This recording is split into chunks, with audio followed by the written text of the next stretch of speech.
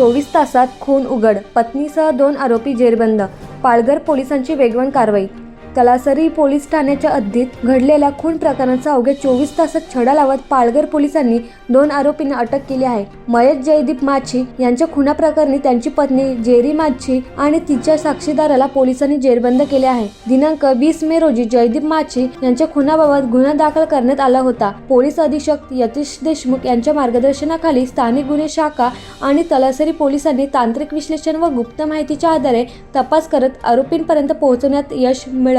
तपासात पत्नीच्या अन्य व्यक्तींसोबत प्रेमसंबंध असल्याचे समोर आले असून त्यातूनच खुनाचा कट रचण्यात आल्याची माहिती पोलिसांनी दिली. पुढील तपास पोलीस निरीक्षक अजय कोरट करत आहेत.